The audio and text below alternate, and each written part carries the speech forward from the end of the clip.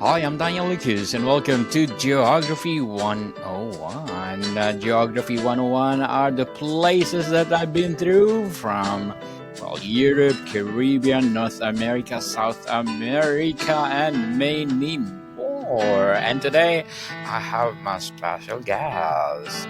She's a leadership coach, author, and a speaker, no other than Miss Catherine Crestani. Hello, Daniel, and it's nice to be back on a different show with you. Yes, welcome back. Miss Catherine is my avid guest. And thank you so much for being a lifesaver, Miss Catherine. And can you please introduce more about yourself? Yeah, thanks, Daniel. So I'm a leadership coach, an intuitive healer, podcaster, author, and an international speaker, and I empower mothers to reclaim their voice and their powerful no's. But today we are, I believe, talking about where I live, which is in Australia. Yes, indeed, Miss Catherine. Tell us, what is Australia? Indeed. What's fascinating facts about Australia that, invite us. I want to visit Australia. Besides from the kangaroo. Apart from the kangaroos. It's so funny because we have kangaroos in our backyard, which sounds really weird. Wow.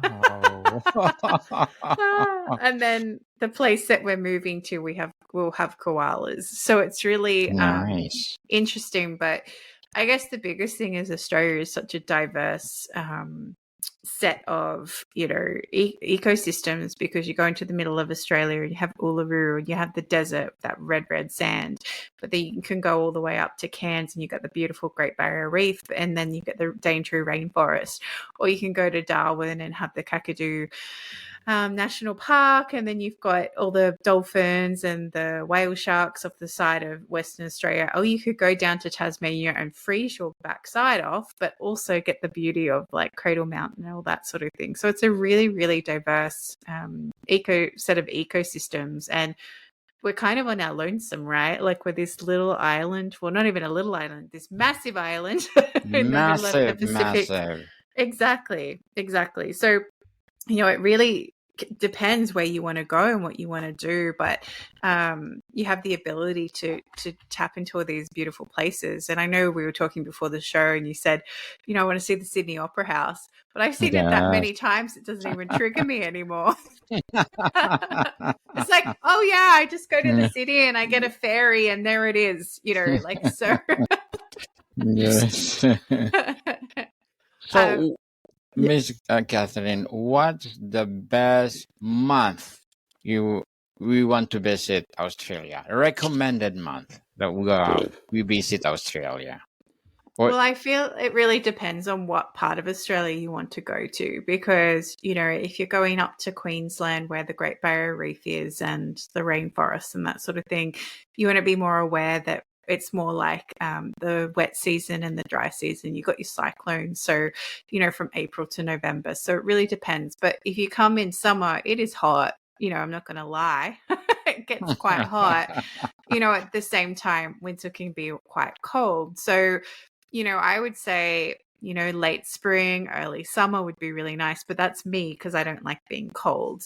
Otherwise you can come, for autumn and see the beautiful change of seasons. Although if you're going to hang out in the bush with all the eucalypts and the kangaroos, there's not that much of a change in terms of the leaf color, but in winter you get all the beautiful wattles come out, which are these beautiful yellow flowers, and they're just flowering all over the freeway at the moment, which is really beautiful to see.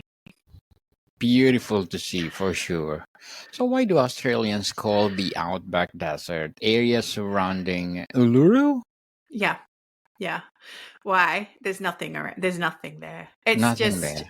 it's the most, because I have been there personally, and I went when I was about 10, so I haven't been there for a number of years, like many years. But at the same time, there's just something really special about, in the outback. So, it's just like there's nothing else there. There's just all this red sand, and then out of nowhere comes this massive monolith of Uluru, and to be there and experience it, It's really interesting because for me, Uluru has this sacred energy about it, but it almost feels tainted because so many people have gone there. But then if you go a bit further down the road to, I can't remember the First Nations name for it, but like Devil Marbles and things like that, it has a different energy to it because a lot of people will just go to Uluru, but they forget to go to the other bits around it.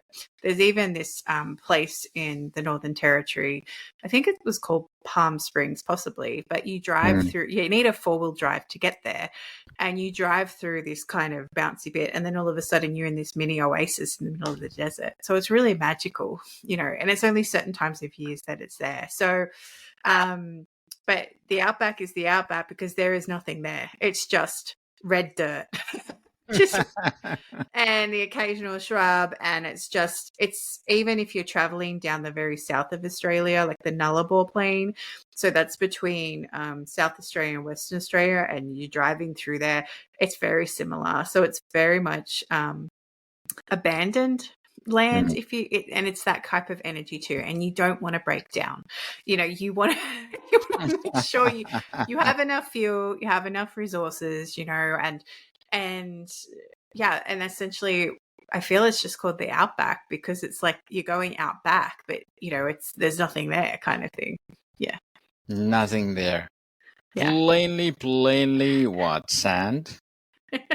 It's red sand. Red sand. Yeah. So, Miss Catherine, what does G'day mate mean in Australian slang? What does what mean? G'day, mate. Yes. Is that what you said? Good day, mate. Yes. Good day, mate. Good day, mate. Good day is just short for good day, and then mate is just another word for friend. So it's like g'day, mate. It's just the really Aussie twang, and then you've got so many other Australian euphemisms like, throw a shrimp on the barbie. It just means you're cooking some prawns on the barbecue, like things like that. What else have you got, Daniel? That's the only thing I knew. Good day, mate. Good day, mate. Good day, mate. Yeah. Yes. Yeah. That's awesome. So what else you can share to us? A slang that, native people uses there in Australia. We call the toilet a dunny. Sometimes people will say it's a dunny. Yes, a dunny. A dunny. Yeah. I'm trying to think of some elevator. I think you have a name for elevator. Oh, we call it an elevator, but we can also call it a lift. A lift. Oh, okay. Yeah. And then we've got an esky. Like everyone's like, what's an esky? But it's like an ice box, but we call it an esky because an esky's the brand. So everyone has an esky.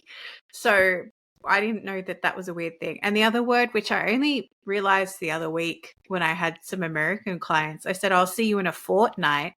And people are like, what's fortnight? And I was like, 2 weeks. So I had no idea that people don't actually know what a fortnight is. So yeah, but I think that's a British thing. So we're a very eclectic mix.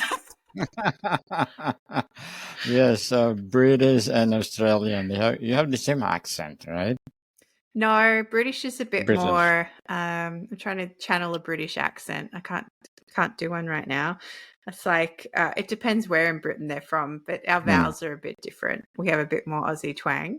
But sometimes I find if I was explaining things in my old job that I would go into a British accent and sound a bit like Mary Poppins. There we go. Sound like Mary Poppins.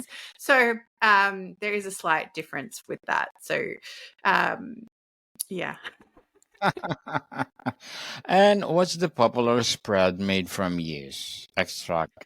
Do Australians Vegemite. You don't like it? I hate Vegemite. I cannot stand it. I think it's disgusting. I will not even have it in our house. Why is it? So Vegemite is made from the leftover yeast after they make beer. So they took the leftover things from making beer and they put it into this thing called Vegemite. Yes. And I don't like it because they put a lot of colorings and other stuff in it, which isn't good for you. But I cannot stand Vegemite. It actually makes me vomit. Like you could see me gagging thinking about it because it's just so disgusting. But some people love it, but it's definitely not for me. Like it's definitely not. I want to try that. You want to try it so Mm. you can go, bleh. The other thing, I don't even know if it's truly Australian, but we have, they say pavlova is Australian, which is like I it's do like, pavlova. yeah, it's like Mm-hmm. a cake made of meringue Meringue. with fruit Yes. on top. That's quite nice. I Oh, can do that. nice. Yeah, Is it yeah. Australian? Yeah, Yeah, Australian apparently it's either delicacy. Australian or New Zealand that we like to steal from each other. There's like this weird little battle that happens between Australian and New Zealand. So, you know, it's just So tell us your holidays in Australia. What are the oh, significant holidays? well, I guess we still celebrate similar to the rest of the world. We still have like Easter, so Good Friday, and Easter Monday. We have Christmas, so Boxing Day, New Year's Day, which is the 1st of January. But then we have a random holiday, which is like the Queen's birthday, which is now the King's birthday, which is in June. And then the other one that we have is Australia Day, so that's in January, which is celebrating when all the states came together to celebrate colonizing this country, which is a very mixed day in this country. It's very interesting what people think of it. So they're the main days that would kind of get celebrated. I'm trying to think if there's anything else. Nope, that's about it. That's it. Yeah. Yeah. Well, tell us, why do Australians call flip flops? Oh, thongs. We Yeah, call them why is it thongs. flip flops? We call them thongs. Interesting. Yeah, I know. And you can get in massive like issues with that, you know. And we don't call like Americans call like scones biscuits, I think, but we just call Yes, can. cookies biscuits. Yeah, Mm-hmm. so it can get really confusing with that. But yeah, flip flops are thongs, and nearly everyone has a pair of flip flops. It's like I feel it's un-Australian not to have flip flops. My son lives in his flip flops, even in the middle of winter. He'll still wear them, and it's only recently that I went, "Your toes are like blue." He went, "Okay, I might put some socks and shoes on," you know. So, yeah, I guess it's the closest thing you can go to being barefoot because often we do want to go barefoot too. Yes, I like barefoot, especially on the grass for sure. So, Definitely. what is the only continent where you can find wild kangaroos? Oh, is it? Yes, where is it? Is it in Australia or It there's would be. specific place? No, kangaroos are kind of everywhere in Australia. So we get where I live. So I live about an hour and a half south of Sydney. Now you're not going to go fly into Sydney and see these wildlife until unless you go to like the Taronga Zoo, like the big zoo, or if you go to the wildlife thing. But where I live, we have wallabies come. So wallabies are like mini versions of kangaroos. When we also have kangaroos, and we also have something called a wallaroo. So it's like a wallaby and a kangaroo had a baby. And the one that hangs around us, he's actually quite huge. He's like, and he'll sleep under our house. Our house is up on stilts. He'll sleep underneath, and he'll scare the crap out of us because we'll go outside and then this kangaroo jumps out. We're like, oh my goodness. We also have something called echidnas. You know what an echidna is? Yeah. Yes. So we have echidnas on our property. We have blue tongue lizards. We have possums. We don't have koalas where we are, but they're around. And we have these beautiful birds, which are black cockatoos. So we get the yellow-tailed ones come land in trees Nice. near our house. And then we get the red-tailed ones, which are actually endangered, and they fly over. So it's really special when we do see those ones. How about bear? Do you have bear in Australia? No, and there's no such thing as a drop bear. And a koala's not a bear. I just want to emphasize that too. Synonymous here in Canada, we have a lot of bears everywhere.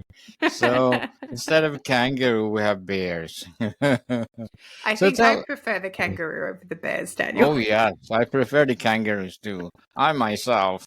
So tell us the Australian bird, which is loud and laughing call. Oh, the kookaburra with the laughing? Yeah, Yes. the kookaburra. Yeah, we get kookaburras all the time. They're like, caw, caw, caw, caw, caw, caw. Yeah, that's a kookaburra. Yeah, they're laughing. And they always make me happy. We get a lot of white sulfur crested cockatoos, which are the white birds with the yellow crest. they can be a little bit of a menace sometimes. They like Mm. to, some of them have a little bit of attitude and like to eat your wood or your furniture. So Oh, you just wow. have to make sure you keep them on side sometimes. So do they migrate when winter, or they stay there year round? They stay year round. So where we are, they stay all year. The black cockatoos are kind of missing, but we think they're breeding, so they're staying somewhere a little bit warmer at the moment. But yeah, no, where I live currently, we're really blessed. Like we have so many birds just come onto our back balcony and we feed them by hand, like we feed little Nice. cashews. So depending where you are in Australia, you get a very different mix of what shows Mhm. up, So and, it was funny when you were joking before about having lots of bears around. I have to say, when I was in America and was hiking, I had never been so petrified in my life because I was like, oh my gosh, there could be bears, there could be mountain lions and Yes. cougars and bobcats. Whereas Mhm. here, where you go hiking, you just keep an eye on the ground to make sure there's no snakes or spiders, right? Like, so different. So Yes. different. I rather have the snakes than the bear. Yes, exactly. And most of the snakes, if they hear you coming, they'll just slide away. There's a couple that Mhm. are a bit more territorial, but at the same time, it's like, They're at least you afraid. know what to do with the snake. Versus a bear, it's like, ah. They said stay tall.